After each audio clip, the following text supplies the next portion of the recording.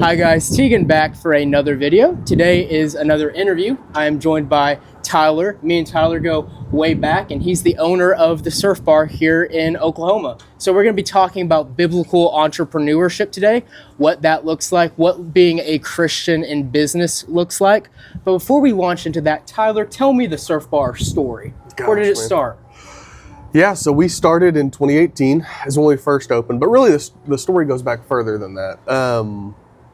Whenever I was about a junior in high school, I had made up my mind I wasn't going to college. Too many people were going, and I was just like, I want to do something different. Like I want to do something big, but I want to do something different. And so I decided I wasn't going. I went to Hawaii for the first time, fell in love with it. There was one afternoon where we were eating an acai bowl for lunch. We had just got done surfing in the morning, and we we're going snorkeling after. And I was like, I could do this the rest of my life. Like, this is great. Whenever I came back, a little part was missing. I was like, man, I want that the rest of my life. So my plan was to buy a one-way ticket to Hawaii and just move, figure life out, be a hobo on the beach, like whatever. And my dad, he's a partner at an accounting firm, and he was like, I don't know if that's the best idea. And, I was 17 at the time, and I was being a hard head, and I was like, no, like this, I'm doing it.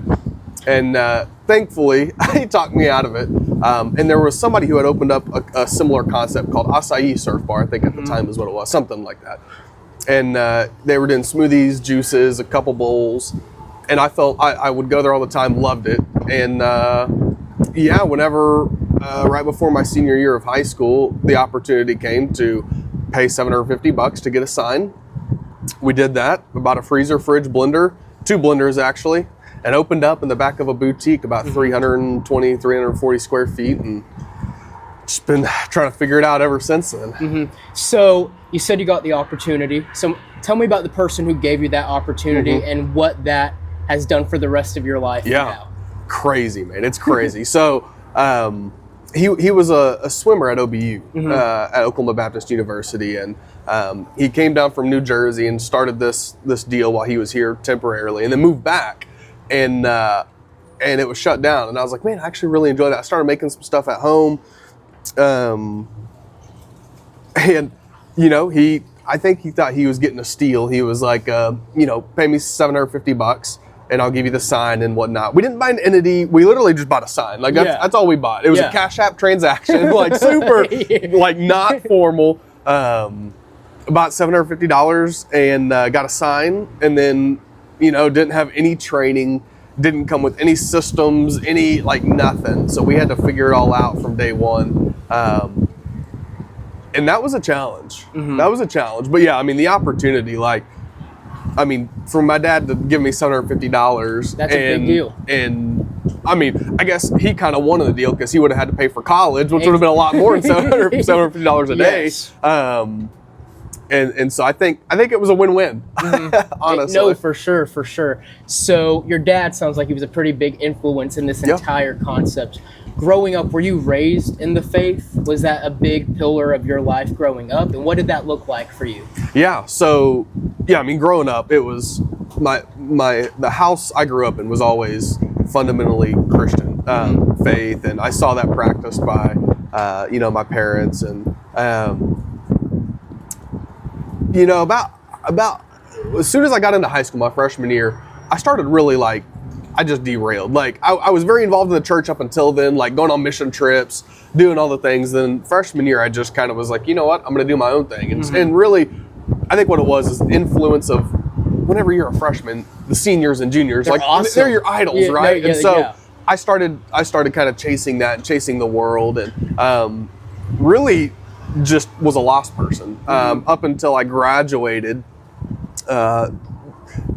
June after I had graduated in May of 2019, I got saved at Falls Creek, and it was very transformational to the business, to me. I mean, obviously to me, but to the people around me and everything. So, I grew up in a Christian home, but didn't really come to know Jesus, have a relationship until June of 2019. So you didn't make it your own faith until that moment. Right. So you talked about your conversion and the influence that had on your business.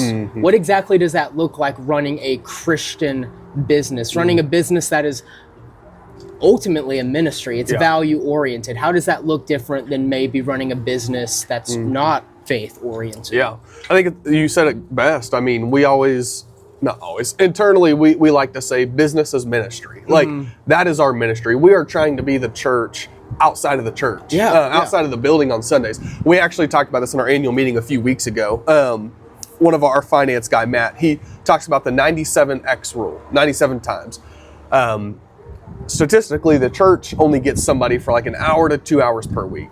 And so, you know, they have about an hour to 2 hours of influence over an individual throughout the week.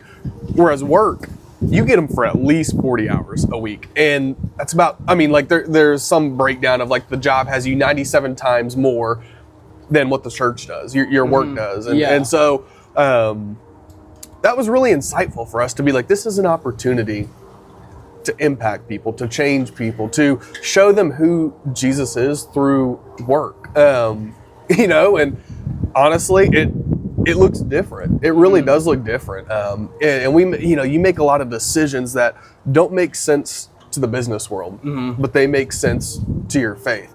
I actually read a story about, or not read a story, I was doing a Bible study with my home group and we were going over Hebrews 11, I think, the Wall of Faith. Or Hall of Faith. And it's talking about how Abraham, out of faith, left his family and his community and to go who knows where because a voice told him to, right? And like how odd that might have seemed in the moment to all of his community, his family, like, hey, you're just gonna leave. You don't know where you're going, what you're doing, you're just leaving. It didn't make sense to like the world, it didn't make sense to people around him, but he did it out of faith and the Lord blessed that. And I feel like in business, you do that a lot of like, we're gonna make a decision that makes less money, but we're doing it out of faith because we feel like this is where we're called to, this is what we're called to do. And so it looks different in your decisions and the way you act, the way you talk, the way you treat your team. I mean, there's so many things that look different. So let's get down like to the nitty gritty of it all. You don't have to divulge anything you don't want to divulge, but take us behind that curtain for a second. As a business owner, what are some decisions you had to make that you're like, I really want to go the other way, but my faith pulls me in this direction? Yeah. A lot of them, man. The one that comes to mind, because I've used example a lot recently, is we had an opportunity to do it.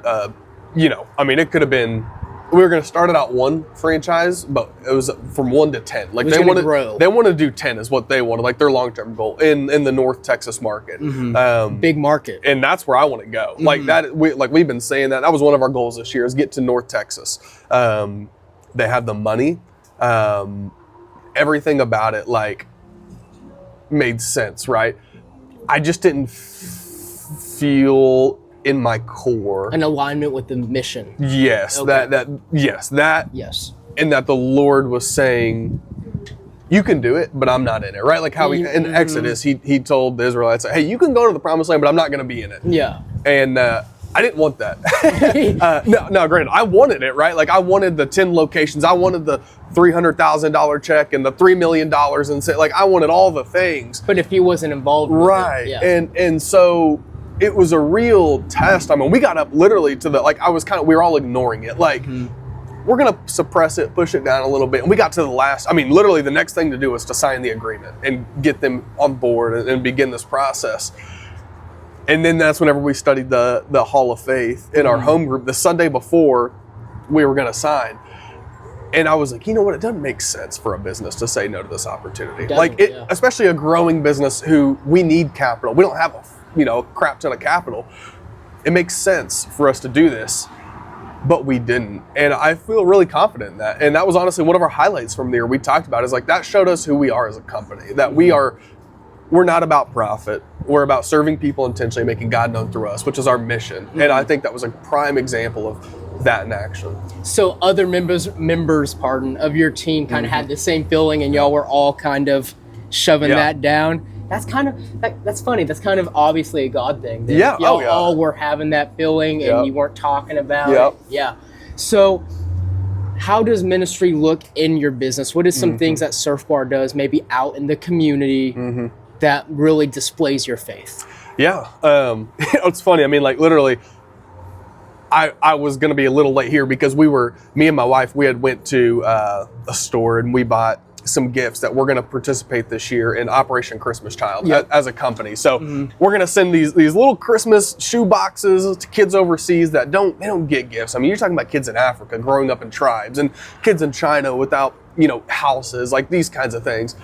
And we went shopping, we're getting toys. We're going to do a company event where we're going to pack those shoe boxes together. We're going to pray. We're going to listen to worship music, pray over those boxes, enjoy some Chick-fil-A together, because why not? Like, it's fitting, right? The Lord's chicken. Right, the Lord's chicken. And so, Operation Christmas Child's a great way that we get plugged in. We just did, this isn't really Christ-centered organization, but we just partnered with Susan G. Komen Foundation, Breast Cancer Awareness. And we think that that's a great cause that we want Christ to be shown through. And so we wanted to help with that. One of my favorite things we're doing, though, is called the Kingdom Fund.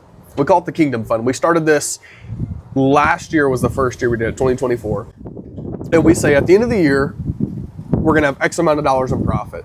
We're going to give away a chunk of that to Christ-centered organizations. Like, that's the Kingdom Fund. Instead of us giving out, that money in bonuses, or instead of getting raises, like, we agreed we would rather do that. And so we do the Kingdom Fund. And every year we want to see it grow and get bigger and bigger. And our goal in 3 years is to donate over $50,000 a year to Kingdom Fund, to missions organizations, to churches, church planning, nonprofits, Christ-centered nonprofits, etc. That's my favorite thing we do. And one thing we're actually going to implement, it's in our Vivid Vision as well, our 3-year plan, is we want to send a mission trip from Surf Bar once a year. Take one person from each store to go fulfill the Great Commission, and we pay for it. And so there's just things like that, man, that just, like, if that doesn't get you, your blood boiling, like, I don't know what will. So the Vivid Vision, tell me about that. Yeah. What is that for y'all as a company? Yeah, it's really your 3-year vision, right? It's your 3-year goal. And it's vivid, like Vivid Vision. Yeah. It's, you want to be able to smell it, taste it, hear it, feel it. It marinates the company. Yes. Yeah. Whenever you read it out loud, and we read it once a quarter, or anybody new who joins, or franchisees, we give it to them. We say, read it. It's about an 8-9 page document.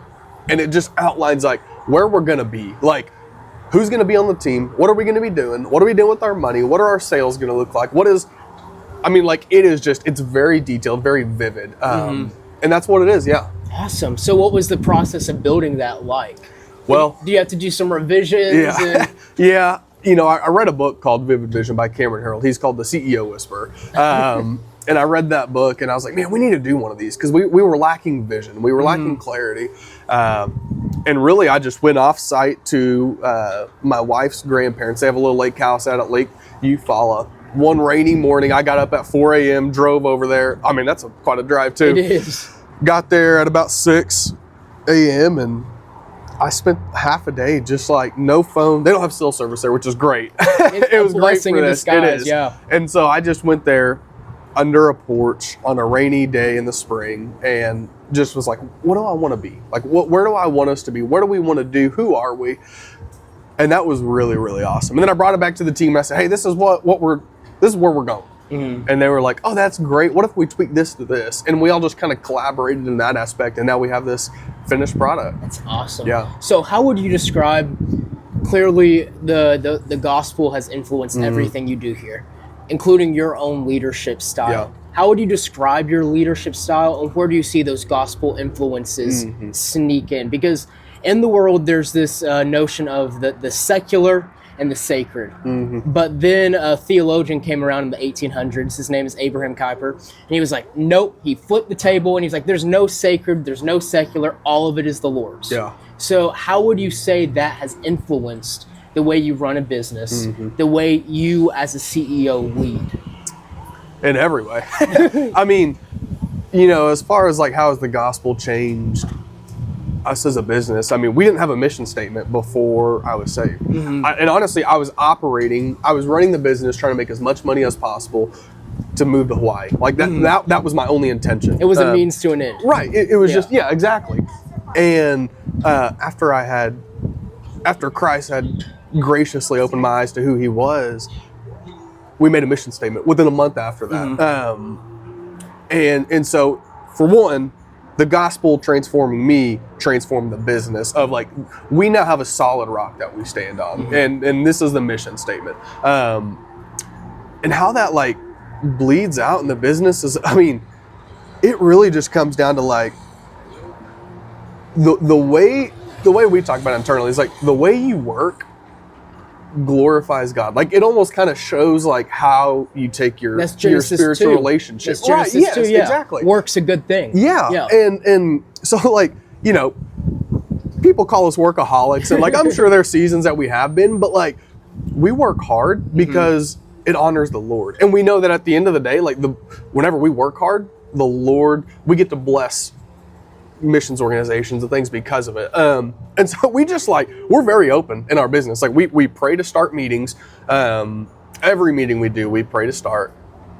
We tell our team, it's painted in each story, our mission statement very clearly what we do.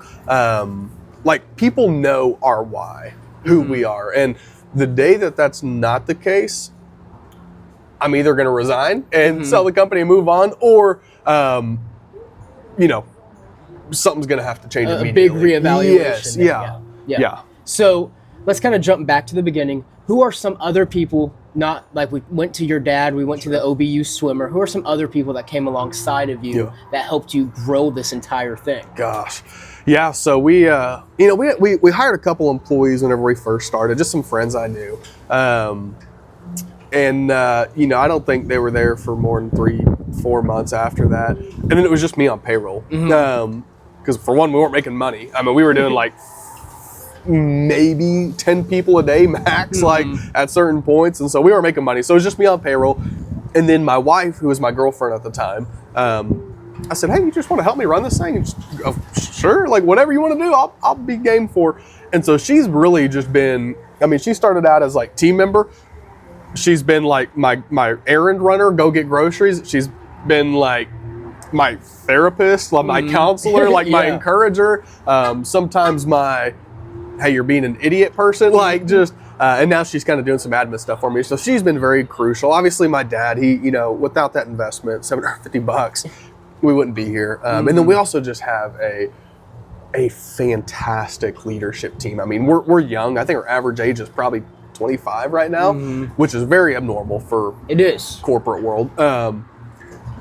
But man, we are the most God-fearing, Jesus-loving, surf bar passion people you've ever met. So like we have AJ Howard. He's our director of operations. He's actually my best friend in high school. I convinced him to drop out of college for $9 an hour to come work with me, and he did it. And that's a friend. We were all for it, man. He saw the mission. He saw what we were going to accomplish. And then we have Matt Hunter. He's our finance, our controller.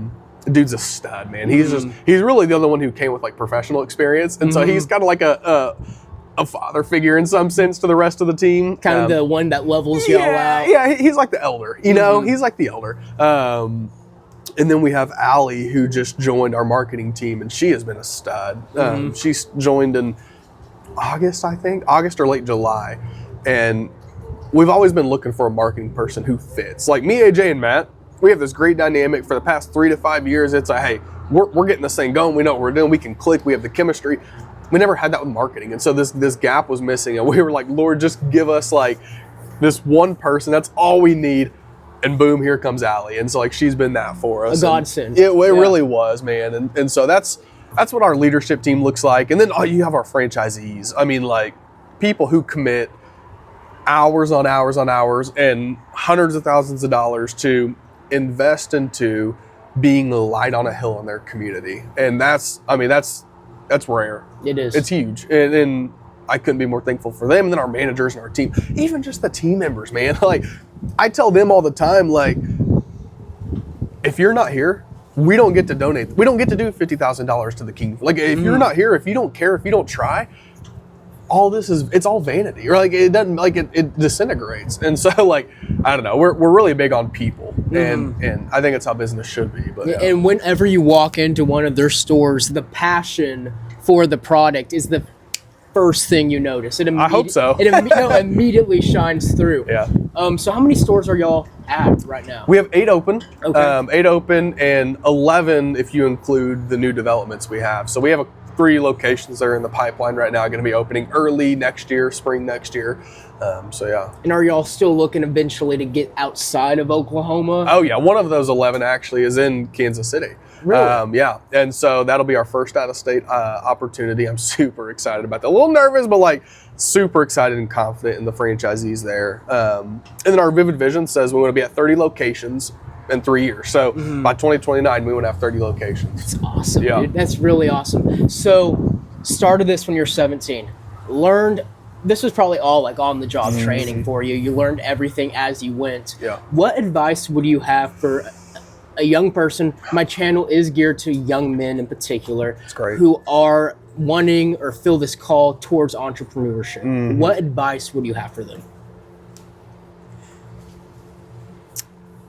Man, there's so much. I'm just like, how much do you want to give?